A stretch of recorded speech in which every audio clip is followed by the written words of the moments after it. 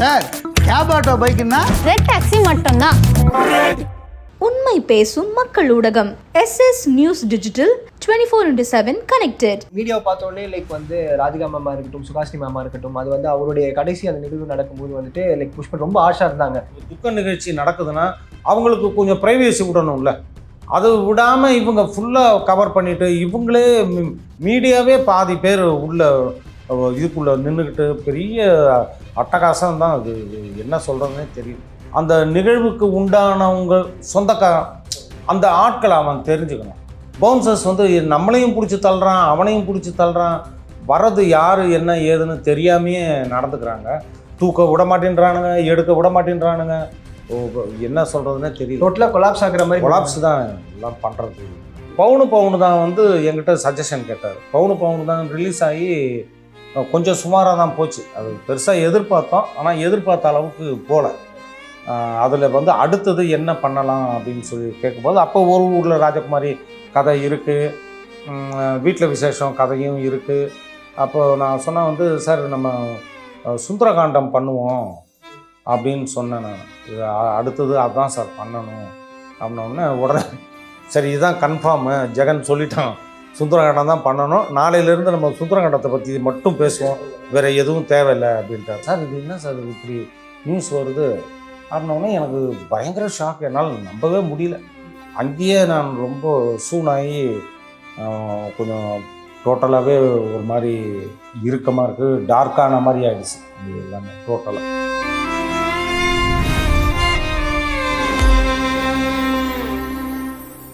பாக்யராஜ் அவருடைய மறைவு செய்தி வந்து கேட்டோடனே நிறைய பேர் திரையுலகமே ரொம்ப ஷாக்ல இருந்தாங்க. முதல்ல உங்களுக்கு யார் அந்த நியூஸை வந்து ஷேர் பண்ணாங்க சார்? 10 நாளைக்கு முன்னாடி கூட ஒரு ஆடு ஒன்று எடுத்திருந்தாரு. அதில் நான் 2 நாள் ஒர்க் பண்ணி கொடுத்துட்டு தான் வந்தேன். 10 நாள் முன்னாடி? 10 நாளைக்கு முன்னாடி தான். ஒரு 1 டே, ஒரு வாரம் 10 நாள் தான் இருக்கும். ஆடு ஃபுல்லாக நான் ஷூட்டிங்லேயும் 2 நாள் அவர் கூட ஒர்க் பண்ணேன். ஒரே ஒரு ஷாட்டு மட்டும் என்னை நடிக்க சொன்னார், நடித்தேன். அதுக்கப்புறம் என்ன பண்ணேன், டப்பிங் இருக்குப்பா பாப்பான்னாரு. டப்பிங்க்கும் போனேன். நான் போயிட்டு எல்லாரையும் உட்கார வச்சு டப்பிங் பேசிவிட்டு கடைசியாக நான் தான் பேசிவிட்டு நீ பேசியிருப்பா நான் வீட்டுக்கு கிளம்புறேன் அப்படின்னு சொல்லிட்டு எதிர்த்து 4 ஃப்ரேம்ஸ் வீட்டுக்கு போயிட்டார். அப்புறம் நான் லாஸ்ட்டாக நான் தான் எல்லாத்தையும் முடிச்சுட்டு டைரக்டர் முடிச்சுட்டு ஆர்த்தி கணேஷ் வந்திருந்தாங்க, அப்புறம் இன்னொரு கேரக்டர், மற்றவங்க இது எல்லாத்தையும் முடிச்சுட்டு ஃபைனலாக நான் பேசினேன். பேசிவிட்டு சார் ஃபோன் பண்ணி சார் நான் பேசிட்டேன் அப்படின்னேன். சரிப்பா நீ பார்த்து பத்திரமா வீட்டுக்கு போ அப்படின்ற மாதிரி சொன்னார். நடுவில் எனக்கு இந்த AGSல ஒரு படம் ஒன்று நடந்துட்டுருக்கு. அது சென்னையில் ஒரு வாரம் நடந்தது. அதுக்கப்புறம் காரைக்குடி போயிருந்தோம். எனக்கு தெரிஞ்ச இத்தனை வருஷத்தில் அவருக்கு வந்து உடம்பு சரியில்லை, காய்ச்சல், இப்போ படுத்ததோ இல்லை டாக்டர்கிட்ட போனதோ எனக்கு தெரிஞ்சு இது வரைக்கும் இல்லவே இல்லை. ஏன்னா நான் கூடவே தான் இருக்கேன் இவ்வளோ வருஷமாக. இருந்தாலும் நான் சப்போஸ் எங்கேயாவது ஷூட்டிங் போனேன்னா கூட எனக்கு அப்டேட்ஸ் வந்துக்கிட்டே இருக்கும். டைரக்டர் இங்கே போயிருக்காரு, அங்கே போயிருக்காரு, அந்த ஒரு இன்ஃபர்மேஷன் எனக்கு கிடச்சிக்கிட்டே தான் இருக்கும். அங்கே போய் 2 நாள் தான் ஆச்சு. 3ஆவது நாள் 25லேருந்து ஷூட்டிங், 25, 26, 27 காலையில் ஸ்பாட்டுக்கு எல்லாம் போயிட்டோம். காஸ்டியூம்லாம் கொடுத்தாங்க, எல்லாம் சீனுக்கு நடிக்கிறதுக்காக நான் உட்காந்துருக்கேன். என்னோடய ஃபோன் வந்து வேறு ஒரு அசிஸ்டண்ட்டுக்கிட்ட கொடுத்து வச்சுருந்தேன். மற்றவங்க எல்லாரும் ஃபோன் பார்க்கும்போது திடீர்னு மறைவு செய்தி அப்படின்ட்டு சார் இது என்ன சார் இது இப்படி நியூஸ் வருது அப்படின்னோடனே எனக்கு பயங்கர ஷாக். என்னால் நம்பவே முடியல. அங்கேயே நான் ரொம்ப சூனாகி கொஞ்சம் கத்த ஆரம்பிச்சிட்டேன். ரொம்ப அழுது ரொம்ப இதுவாகிட்டேன். அப்புறம் எல்லோரும் வந்து சமாதானப்படுத்தி சென்னையில் வந்து அதை கன்ஃபார்ம் பண்ணிக்கிட்டு தான் அதுக்கப்புறம் நான் அங்கேருந்து புறப்பட்டேன். காரைக்குடியிலேருந்து திருச்சியில் நீங்கள் பஸ்ஸில் வராதிங்கப்பா, நீங்கள் உங்களுக்கு இது டிக்கெட்டு போடுறேன்னு சொல்லி பையன் ஃப்ளைட் டிக்கெட் போட்டு கொடுத்தான், திருச்சி டு சென்னை. அப்புறம் நான் 2 o'clock கிளம்பி நேராக அங்கே தான் வந்தேன். என்னால் நம்பவே முடியல. ஏன்னா ஒரு வாரம் உடம்பு சரியில்லாமல் இருந்தார். இல்லைன்னா முன்னாடியே ஒரு தடவை ஸ்ட்ரோக் வந்தது, இல்லை வேறு ஏதாவது ஒரு விஷயம்னா நம்ம அதை ஈஸியாக ஜீரணிக்கலாம். கிரிட்டிக்கலாக இருந்தால் பிரச்சனை. முந்தா நேற்று நைட்டு வரைக்கும் 10-11 மணி வரைக்கும் இந்த ரைட்டர்ஸ் யூனியன் சம்மந்தமாக எலெக்ஷன் வருது, அதை பற்றின டிஸ்கஷன்லாம் இருந்திருக்காரு. எல்லாரையும் காலையில் சீக்கிரமாக வேறு வாங்கன்னு வேறு சொல்லியிருக்காரு. நம்ம அவரை பார்க்கணும், இவரை பார்க்கணும், இந்த வேலை இருக்குது, அந்த வேலை இருக்குது அப்படின்ட்டு தன்னை வந்து ஃப்ரீயாகவே வச்சுக்க மாட்டார். அவர் என்கேஜ்மெண்ட்டாகவே இன்னைக்கு அது நாளைக்கு அந்த வேலை இந்த வேலை ஷெட்யூல்டாக ஒர்க் பண்ணிட்டு இருப்பாங்க. ஷெட்யூல்டாகவே பிளான் பண்ணி எல்லாத்தையுமே டேஸ் வந்து பர்டிகுலராக எல்லா டேஸும் ஒரு வேலைன்ற மாதிரி வச்சுக்கிட்டு தான் இருப்பார். அவர் உடம்பு சரியில்லாமையும் இல்லை, இது திடீர்னு ஒரு மேசிவான ஒரு அட்டாக் வந்து அவரை ஸ்பாட்லேயே அவரை க்ளோஸ் பண்ணுற மாதிரி ஆயிடுச்சு. இது என்னால் தாங்கவே முடியல. இன்னும் 2 நாள் எனக்கு இன்னும் அந்த பதஷ்டம் அந்த நடுக்கம் இன்னும் இருந்துட்டே இருக்கு. குறையல. ஆமாம். நிறைய விஷயங்கள் பேசியிருப்பீங்க சார். நீங்கள் அவர் கூட நல்லா அவர் சிரிச்சு பேசியிருப்பீங்க, நிறைய மெமரிஸ் இருக்கும். திடீர்னு அவருடைய உடலை பார்த்துட்டு இருக்கும்போது லைக் திருப்பி நம்ம பேசுறதுக்கு இல்லை. ஆமாம், இப்போ அந்த மாதிரி எனக்கு ஃப்யூச்சரே வந்து ஒரு இருட்டு மாதிரி ஆயிடுச்சு. ஏன்னா அவர் இறந்து கொஞ்ச நாள் கூட ஆகலை, திடீர்னு இவர் இந்த மாதிரி சூனாவார்னு யாரும் எதிர்பார்க்கவே இல்லை. அது ரொம்ப ஒரு மாதிரி பயமாகவும் இருக்குது, அதிர்ச்சியாகவும் இருக்குது. அது எப்படி விவரமாக சொல்கிறதுன்னு எனக்கு தெரியல. அண்ட் மீடியாவை பார்த்தோடனே லைக் வந்து ராதிகா மேமா இருக்கட்டும், சுகாசினி மேமா இருக்கட்டும், அது வந்து அவருடைய கடைசி அந்த நிகழ்வு நடக்கும்போது வந்துட்டு லைக் புஷ்பன் ரொம்ப ஆஷா இருந்தாங்க. ஏன்னா இது மாதிரி நீங்கள் கவர் பண்ணாதீங்க, வேண்டாம், இது நீங்களுக்கான பர்சனல் ஸ்பேஸை கொடுங்க அப்படின்னு சொல்லி நிறைய அது வந்து ஒரு கட்டத்தில் வந்து அவரை பார்க்கல. தயவுசெய்து இப்போ வர பவுன்சர்ஸ் வந்து இருக்காங்கல்ல, அவங்களுக்கு வந்து அவர் இப்போ ஒரு இடத்துல ஒரு நிகழ்வு நடக்குதுன்னா அந்த நிகழ்வுக்கு உண்டானவங்க அந்த ஆட்களை அவன் தெரிஞ்சுக்கணும். பவுன்சர்ஸ் வந்து நம்மளையும் பிடிச்சி தள்ளுறான், அவனையும் பிடிச்சி தள்ளுறான், வர்றது யார் என்ன ஏதுன்னு தெரியாமையே நடந்துக்கிறாங்க. அதை முதல்ல ஒரு இடத்துக்கு பவுன்சர்ஸாக போகிறாங்கனாக்க அவங்க சம்மந்தப்பட்ட முக்கியமான ஆட்களை அவங்க தெரிஞ்சுக்கணும். அது பெரிய மிஸ் அண்டர்ஸ்டாண்டிங்காக இருக்குது. அண்ட் மீடியா கேமரா வீடியோ எடுத்தாலே அவங்க வந்து கொஞ்சம் கோவம் ஆயிட்டாங்க.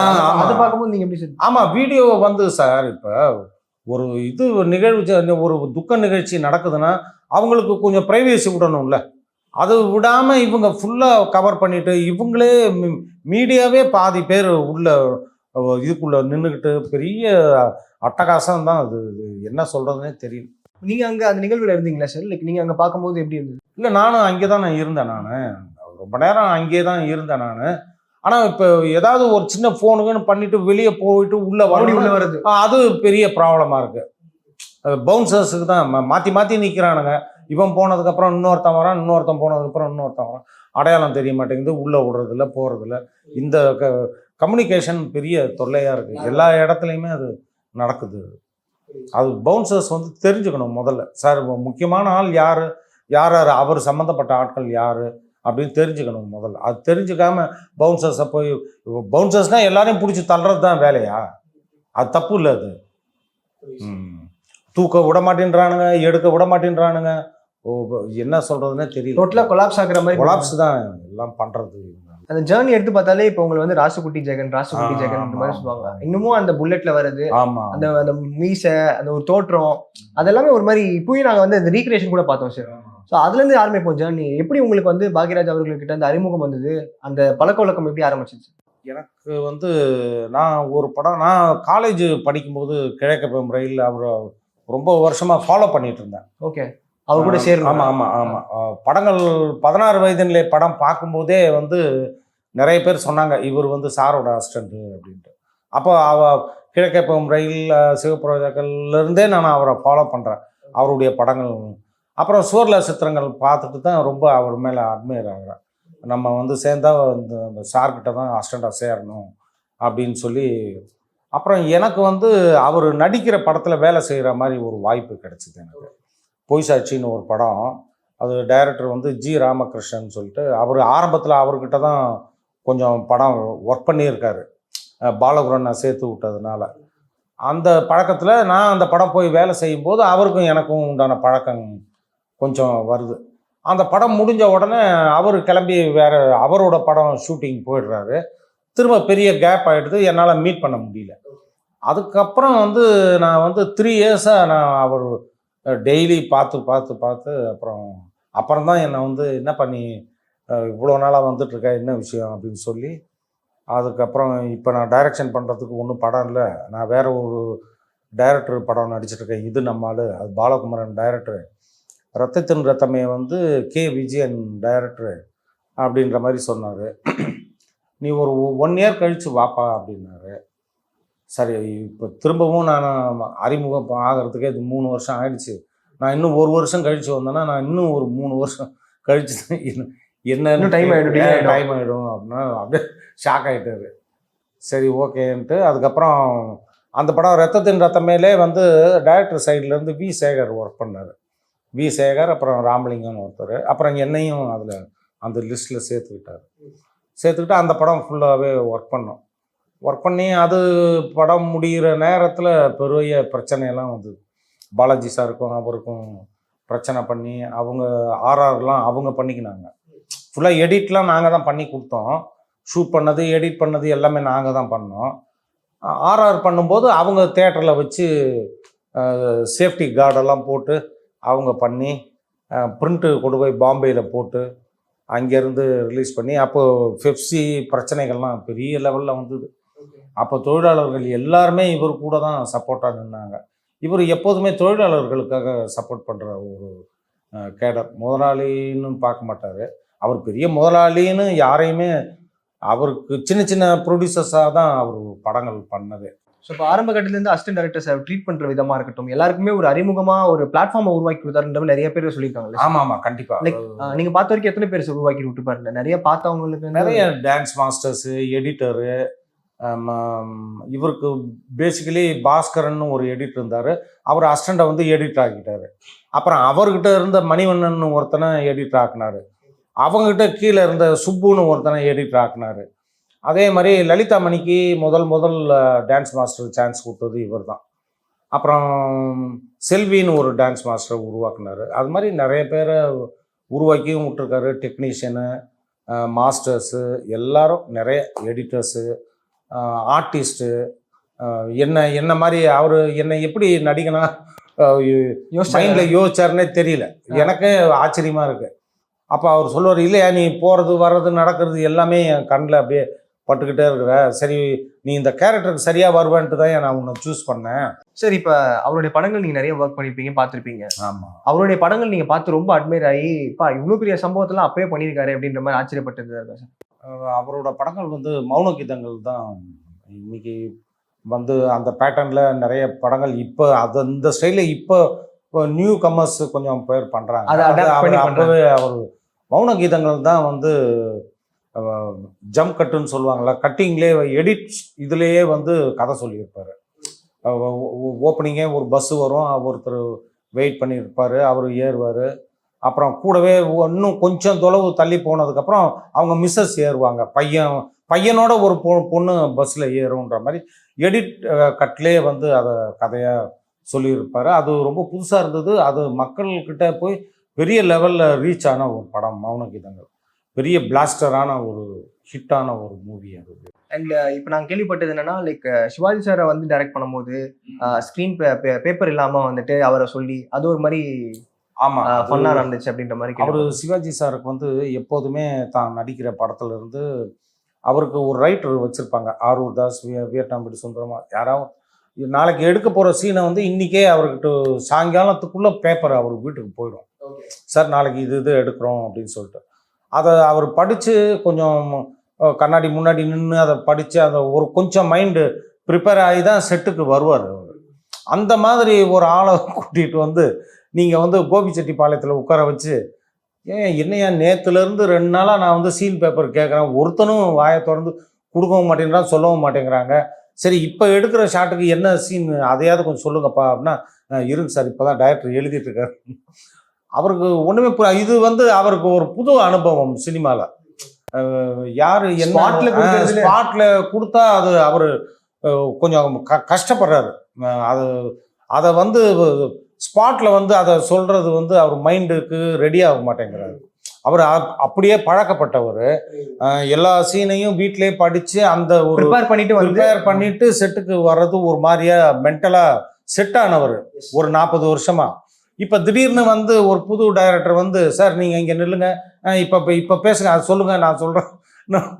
அவர் டென்ஷனாக, ஐயோ என்னையா ஏன் பாக்கியம் என்னை போட்டு படுத்துறீங்க, என்னால் ஃபாலோ பண்ண முடியல அப்படின்ற மாதிரி தான் சொன்னார். சொல்லி அது அப்படியே ஒரு வழியாக படம் முடிஞ்சு அது இதுவாகிடுச்சு. இதே நிலைமை வந்து பாரதி ராஜா சார் ஷூட்டிங்லேயும் நடந்திருக்குன்னு கேள்விப்பட்டாங்க. முதல் மரியாதை படத்துலையும் என்ன சீனுன்னு சொல்ல மாட்டாராம் என்னன்னு. சார் ஆனால் நீங்கள் சும்மாவே நடந்து வாங்கினே நான் பார்த்துக்கிறேன் அப்படின்றான். நீனே பார்க்க ஜனங்க பார்க்கணும் எதோ என்னன்னு சொன்னால் தானே எனக்கு எதாவது தெரியும். ஒன்றுமா நான் லைட்டு போயிட்டுருக்கு ஆனால் வாங்கினேன் அப்படியே நடந்து அப்படின்ட்டு படம் பூரா அப்படியே எடுத்துருக்குறாங்க. நடிகர் திலகத்துக்கே அந்த இதாயிடுச்சு. ஆமாம், அது ஒரு புது அவருக்கு அவரே சொல்கிறாரு எனக்கு இது புதுசாக இருக்குதுப்பா. அவனாவது ஏதோ ஒன்று சொல்லுவான், நீ அதை கூட சொல்லவே மாட்டேன்ற அப்படின்னு பாரதி ராஜா சார் கோச்சுக்கு வரான். அந்த மாதிரியான ஒரு விஷயங்கள் நிறைய விஷயங்கள் இளவரசு நிறைய சொல்லுவாப்புல ஷூட்டிங்கில் நடந்த கதையெல்லாம். 2-3 நாளாக இவரை ஒத்துக்காமே இருந்திருக்கிறாங்க. சரி வேண்டான்னு சொல்கிறதுக்கு தான் ரூம் போயிருக்காரு. சரி இவர் சாரை எப்படி சொல்கிறதுன்னு தெரியலன்ட்டே 2 நாள் உட்காந்துருக்காங்க. இவரை சாரை தூக்கிடலாம், வேற யாரையா போட்டுடலாம். ஆமாம், அந்த மாதிரி பிளான்ல தான் அந்த மாதிரி இருந்திருக்காங்க. ஓகே. அப்புறம் 3ஆவது நாள் போகும்போது சிவாஜி சார் மிஸ்ஸஸ் வந்து சமையல் செஞ்சுட்டு இருக்கிறாங்க. இவர் ஒரு மாதிரி இந்த கட் பனியன் மல் பனியன் மாதிரி ஒன்று போட்டு தலையில் ஏதோ முண்டாசு கட்டிட்டு சாதாரணமாக சேரில் உட்காந்துருந்தாராம். இதுதானே நம்ம எதிர்பார்த்தோம். ஆனால் நீங்கள் நாளைக்கு காலையில் ஷூட்டிங்கு, நீங்கள் இப்போ எப்படி இருக்கிறீங்களோ அதே மாதிரி செட்டுக்கு வந்துருக்கேன்னு சொல்லி என்னைய மேக்கப் அதெல்லாம் எதுவுமே வேணும். நீங்கள் இப்போ எப்படி இருக்கீங்க இதான் பெர்ஃபெக்ட், அதான் அப்படியே நீங்கள் வாங்க நாளைக்கு செட்டுக்கு அப்படின்னு சொல்லி வர வச்சது, அப்படியே எடுத்தது தான் முதல் மரியாதை கேட்டோம். இல்லைன்னா ஃபர்ஸ்ட் டே அவர் ஏதோ விக்குக்கெல்லாம் வச்சுட்டு போயிட்டாரு அப்படின்னு சொல்லி கேள்விப்பட்டோம். அது அவர் சார் பாரதிராஜ் சாருடைய மைண்டுக்கு அது செட் ஆகல. அவர் மைண்டில் இருக்கிற கேரக்டர் இது இல்லைன்ற மாதிரி முடிவு பண்ணி ஒரே குழப்பத்திலே இருந்திருக்காங்க ஒரு 3 days. அப்புறம் அவரே சொன்னாராம் அசிஸ்டண்ட்டுங்களெல்லாம் கூப்பிட்டு, இன்னும் இவன் நம்மளை தூக்கிடுவான் போல் இருக்கு, வச்சு எடுக்க மாட்டான்னு நினைக்கிறேன். சரி இன்னும் 2 நாள் ஆச்சுன்னா நம்ம ஊருக்கு கிளம்பி போகலாம் அப்படின்ற மனநிலையில தான் உட்காந்து கம்ப்ளீட்டாக மாறி இருக்கு. அதுக்கப்புறம் தான் அவருடைய ஒரிஜினல் கெட்டப்பில் வந்து அவர் பார்த்துருக்காரு. வரும்போது இதுதான் பெஸ்ட்டு அப்படின்னு சொல்லிட்டு அப்புறம் ஃபர்தராக ஷூட் நடந்தது அப்படின்னு சொல்லி கேள்விப்பட்டேன். அண்ட் அவர் இசையமைப்பாளராக பாக்யராஜ் அவர்கள் வந்துட்டு லைக் 5-6 படங்கள் பண்ணியிருக்காருன்ற மாதிரி நான் கேள்விப்பட்டேன் சார். அதுக்கப்புறம் லைக் தொடர்ந்து ஒரு 5000 படங்கள் வந்து பேங்கிங் வச்சிருக்காரு, கம்போஸ் பண்ணி வச்சிருக்காரு அப்படின்ற மாதிரி. சார் அவருக்கு வந்து டைம் பாஸிங்கே வந்து மியூசிக் தான் சார். அவர் பகலில் எல்லா வேலையும் முடிச்சிட்டாருன்னா ஒரு 9 மணிக்கு மியூசிக்கில் உட்காந்துருவார். நைட்டில் உட்காந்துட்டு அந்த டியூன் வர்ற வரைக்கும் விடவே மாட்டார். மணி 1 ஆனாலும் சரி 2 ஆனாலும் சரி, விடிகாத்தால் பல நேரங்களில் விடிகாத்தால் போய் படுத்துருக்காரு. அதனால் மியூசிக்கு வந்து அவருடைய பேஷன் மாதிரி அப்படியே உட்காந்து வாசிக்கிட்டே இருப்பாங்க. கூட ஒரு 2-3 பேர் கிட்டார் பிளேயர்லாம் இருக்காங்க. கிட்டார் பிளேயரு, கீபோர்டு எல்லாம் உட்காந்துருப்பாங்க. நைட்டில் ஒரு 8 மணிக்கு ஆரம்பிச்சாருனாலே அப்புறம் மியூசிக்கில் தான் விடிய மியூசிக்கில் வந்து மியூசிக்கில் இருப்பார் அவர். ஓகே. தமிழ்ல இசையமைச்சு கேள்விப்பட்டிருக்கோம், ஹிந்திலாம் போய் மியூசிக் போட்டிருக்காருன்ற மாதிரி சொல்றாங்க. ஆமாம், அது இந்த வீட்டில் விசேஷம் படம் வந்து மிஸ்டர் பேச்சாரான்னு ஒரு படம் ஹிந்தியில் பண்ணோம். ஸ்ரீதேவி, அனில் கபூர், நாகார்ஜுனெல்லாம் நடிச்சிருந்தாங்க. அந்த படம் கம்போசிங்காக நாங்கள் பாம்பே போயிருந்தோம். நானும் போயிருந்தேன் கூடவே. போனோடனே இங்கே எங்களுக்கு ஒரு ஃப்ளாட் ஒன்று அரேஞ்ச் பண்ணியிருந்தாங்க. அந்த ஃப்ளாட்டில் போயிட்டு இது பண்ணால் இவங்க ரெட்டையர்கள், அவங்க ஹிந்தியில் நல்ல ஃபேமஸான மியூசிக் டைரக்டர்ஸ் 2 பேர். அது பேர் என்னன்னு தெரியல, அது ஆல்பம் பார்த்தா தெரியும் அவங்க பேர். அவங்க 2 பேரும் 11 மணிக்கு உள்ளே வந்தாங்க. உள்ளே வந்த உடனே ஷாக் ஆகிட்டாங்க அப்படியே. ஏன்னா எதிர்க்க பெரிய கீபோர்டு, கிட்டார் எல்லாம் மியூசிக் செட்டப்போடு உட்காந்துருக்காரு. அவங்க என்னென்னோ நினச்சிக்கின்னு வந்தாங்க. வந்தது எதுவுமே ஒன்றும் சொல்லவே இல்லை. சார் உங்கள்கிட்டயே நிறைய டியூன் இருக்குதுன்னு கேள்விப்பட்டேன், நீங்கள் சொல்லுங்கள். அவர் ஒரு பாட்டு பாடினவுடனே மியூசிக்கோடு சேர்த்து பாடினவுடனே அவர் ரொம்ப ஹாப்பி ஆகிட்டாங்க. பாக்யராஜ் சார் பாடினாரு.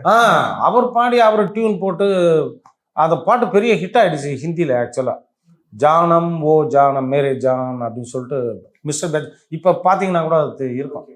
அனில் கபூர், நாகார்ஜுனா கிளைமேக்ஸில் கூட அந்த சாங் பெரிய லெவலில் பெரிய ஹிட் ஆகிடுச்சு. அந்த சாங் வந்து சன்னி டியோல் தியேட்டரில் நாங்கள் ரெக்கார்ட் பண்ணிட்டு தான் வந்தோம். ஓகே. அது மாதிரி ஹிந்தியில் போனாலும் ஹிந்தியில் ஆல்ரெடி அவர் எங்க சின்ன ராசா பண்ணும்போது அதே சாங்கை தான் அவங்க அப்படியே போட்டிருந்தாங்க. டியூன் அப்படியே யூஸ் பண்ணிட்டாங்க. ஓகே. எங்க சின்ன ராசா ஹிந்தியில். Okay okay. அதுவும் ஹிட்டு, பெரிய ஹிட் ஆகிடுச்சு. அதனால் அவருக்கு மியூசிக்கில் வந்து கொஞ்சம் இன்ட்ரெஸ்ட் அதிகமாகவே.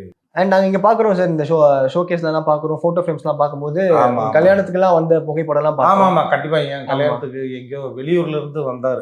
ஓகே. ஃபேமிலியோட ஜெகன் கல்யாணம் நம்ம போயே ஆகணும் அப்படின்னு சொல்லிட்டு. அப்போ 93 படம் ரிலீஸ் ஆகி ஓடிட்டு இருந்தது.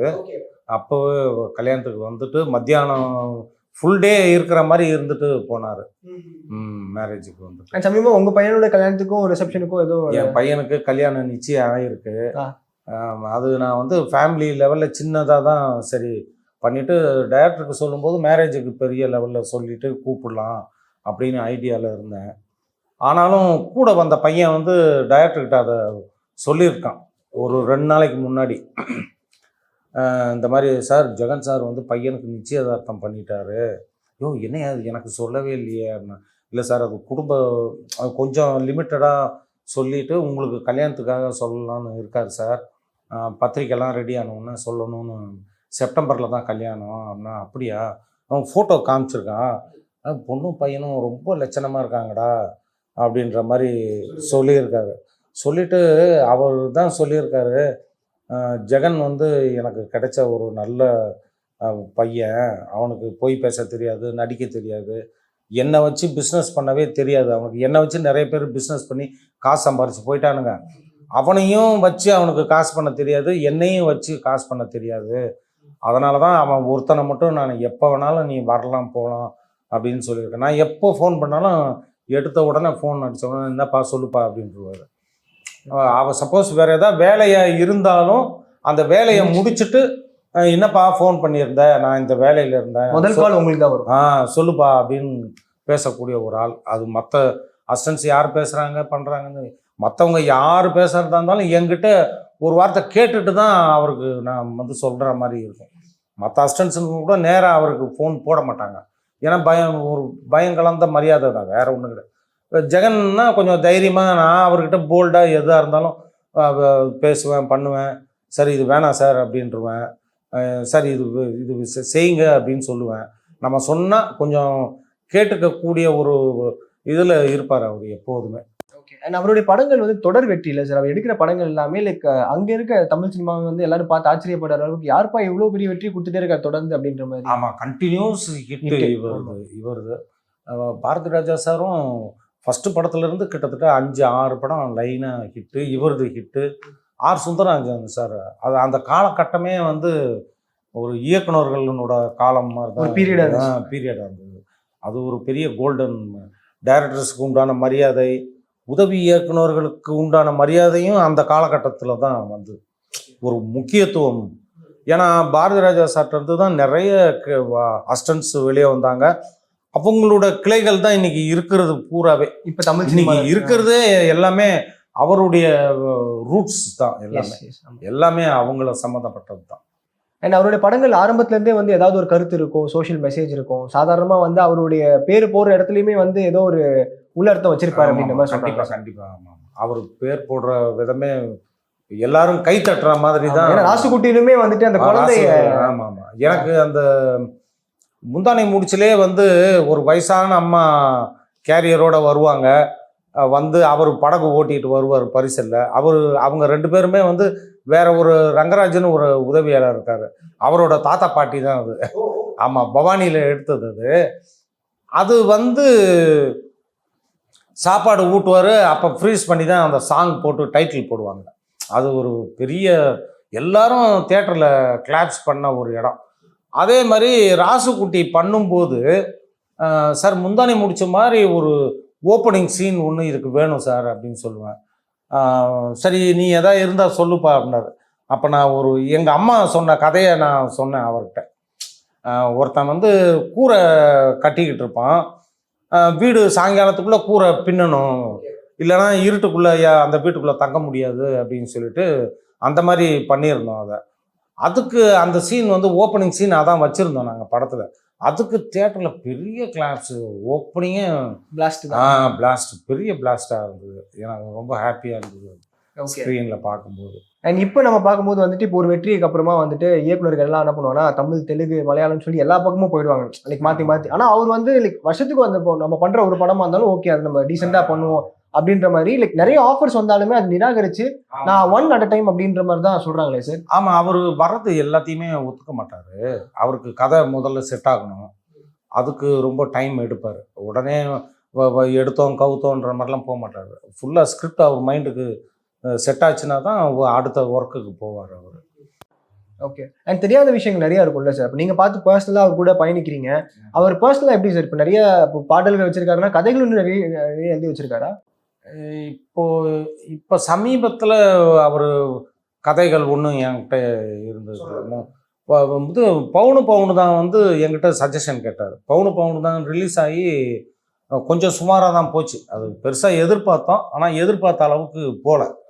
அதுக்கப்புறம் என்கிட்ட தான் கேட்டார், ஜெகன் நீ என் கதை வந்து என்னென்ன கதை இருக்குது எல்லாமே உனக்கு தெரியும், அதில் வந்து அடுத்தது என்ன பண்ணலாம் அப்படின்னு சொல்லி கேட்கும்போது, அப்போ ஒரு ஊரில் ராஜகுமாரி கதை இருக்குது, வீட்டில் விசேஷம் கதையும் இருக்குது. அப்போது நான் சொன்னேன் வந்து, சார் நம்ம சுந்தரகாண்டம் பண்ணுவோம் அப்படின்னு சொன்னேன். நான் அடுத்தது அதுதான் சார் பண்ணணும் அப்படின்னோடனே உடனே சரி இதுதான் கன்ஃபார்மு, ஜெகன் சொல்லிட்டான் சுந்தரகாண்டம் தான் பண்ணணும், நாளையிலேருந்து நம்ம சுந்தரகாண்டத்தை பற்றி மட்டும் பேசுவோம், வேறு எதுவும் தேவையில்லை அப்படின்ட்டார். ஆனால் அந்த படம் தான் 150 days ரொம்ப நாள் கழிச்சு அந்த ஃப்ரேம் அங்கே பார்த்தேன். ஆமாம், 150 நாள் படம், அது பெரிய லெவலில் போச்சு. அப்போ சஜஷன் கேட்டாலும் அதை வந்து கேட்டு பண்ணுற மாதிரி. ஓகே சார், ஒரு இயக்குனராக நீங்கள் வந்துட்டு லைக் அவரை பார்த்து நம்ம நிறைய வியந்து பார்த்துருப்போம். லைக் ஒரு கிரிட்டிக்கலான சுச்சுவேஷன், சரி க்ரௌடாக இருக்கட்டும், அந்த மொமெண்ட்டில் முடிவு பண்ணி மொத்தத்தையும் மாற்றுவார்ல சார். ஒரு டேரக்டராக அங்கே ஒரு கால் எடுத்து ரெஸ்பான்சிபிலிட்டியோட ஒரு விஷயங்கள்லாம் பண்ணுவார்ல, அது மாதிரி நீங்கள் பார்த்து வியந்த தருணங்கள் இருக்கா? உடனே முடிவு எடுக்க முடியாது அவர்னால. ஒரு சில விஷயங்கள் இருப்பா, எனக்கு டைம் கொடு யோசிக்கணும் அப்படின்னு சொல்லுவார். அதனால தான் நிறைய ஷோஸு கூட இவர் கூப்பிடுவாங்க, போக மாட்டார். ஏன்னா தியேட்டரை விட்டு வரும்போதே படப்படன்னு மைக் எடுத்துகிட்டு போயிட்டு, சார் படம் எப்படி இருக்குன்னு கேட்டுருவாங்க. உடனே அவர் வந்து உட்காந்து யோசித்து, இந்த இடம் இப்படி பண்ணியிருக்காங்க, இந்த இடம் இப்படி பண்ண, அதுக்கப்புறம் கூப்பிட்டு உட்கார வச்சு பேசுவார். அந்த இயக்குனரை கூப்பிட்டு அது அன்னைக்கு படம் பார்த்துட்டு அன்னைக்கு பூரா அதை மைண்டில் வந்து இது ரீகலெக்ட் பண்ணி, ஓ இது கரெக்டாக பண்ணியிருக்காங்க, இது செஞ்சுருக்காங்க, அது செஞ்சுருக்காங்கன்னு யோசிச்சு, இல்லைன்னா அதுக்கு அடுத்த நாள் வீடியோஸ் எதாவது போடுவார். இல்லைன்னா அவரை வர வச்சு பாராட்டி அவங்க கூட உட்காந்து ஒரு 1 hour பேசுவார். அந்த மாதிரி தான் பண்ணுவார். அதனால் அவர் சீக்கிரமாக ஒரு விஷயத்த சொல்லுங்க பண்ணுங்கன்னா அது செய்ய மாட்டார். அதுக்கு கொஞ்சம் டைம் எடுத்துப்பார். டைம் எடுத்து இது நம்ம செய்கிறது சரியா இதுவா, நம்மக்கிட்ட ஒரு தடவை கேட்பார், இல்லை சார் இது இப்படி பண்ணுங்க அப்படி செய்யுங்க அப்படின்னா அதை நம்ம சொன்னோம்னா எடுத்துப்பார். அந்த மாதிரி தான் பண்ணுவார். அண்ட் இப்போ உங்களுக்கு இப்போ திடீர்னு நம்ம ஃபோன் எடுக்கணும்னு வச்சுக்கோங்க சார், நம்ம திடீர்னு நம்ம கை ஆட்டோமேட்டிக்காக அங்கே தான் போகும். ஏதாவது ஒரு விஷயம் பேசணும்னா, நல்ல விஷயம் இருந்துச்சுன்னா நீங்கள் பாக்யராஜ் அவர்கள் தான் பேசுவீங்க.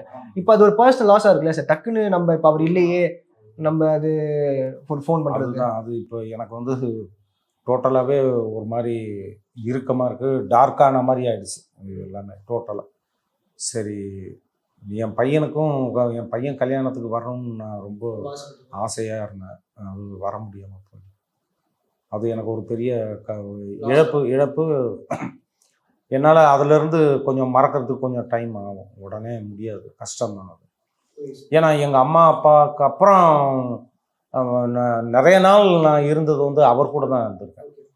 ஒரு நல்ல நாள் பெரிய நாள் கூட சுந்தரகாண்டம் ரிலீஸ் ஆகி தியேட்டரில் பெரிய லெவலில் கூட நாங்கள் திருப்பதிக்கு போயிடுவோம். ஒரு நல்ல நாள் கூட என்னால் வீட்டில் இருக்கவே முடியாது. ஒரு தீபாவளி பொங்கல் அவர் கூட தான் இருந்திருக்கேன். நிறைய வருஷங்கள் அவர் கூடவே இருந்திருக்கேன். குடும்பத்தில் ஒரு நபராக உங்களை பார்த்துருக்காரு. ஆமாம், அவங்க ஃபேமிலியில் நான் ரொம்ப ஒரு பையன் மாதிரியே இருந்திருக்கேன். அவர் எனக்கு இவரை விட அவங்க அண்ணனுங்க 2 பேரும் என் மேலே ரொம்ப, அண்ணன் அண்ணி 2 பேருமே. பெரிய அண்ணன் ஒருத்தர் இருந்தார், நடு அண்ணன் ஒருத்தர் இருந்தார், இவர் கடைசி. அவர் அதுக்கு மேலே தனான் பேர். அவர் எப்போ போனாலும் என்னை போனோன்னா ஜெகன் தான் டைரக்டருக்கு கூட எல்லாம் நல்லது கெட்டது எல்லாமே கூட இருந்து பண்ணுறது எல்லாமே அவன் ஒரு ஆள் தான் அப்படின்ற ஒரு மாதிரி. எனக்கு அவங்க வீட்டிலையே எனக்கு ஒரு நல்ல ஒரு ஸ்பேஸ் இருந்தது எனக்கு தனியாக. ஆமாம், இப்போ அவங்க பெரிய அண்ணன் சின்ன அண்ணன் எல்லாருமே. சிறப்பு சார், நேற்றுக்கு ரொம்ப நன்றி. Thank you sir. Thank you sir. Cab auto பைக்குன்னா ரெட் டாக்ஸி மட்டும்தான். உண்மை பேசும் மக்கள் ஊடகம் SS நியூஸ் டிஜிட்டல் 24/7 கனெக்டட்.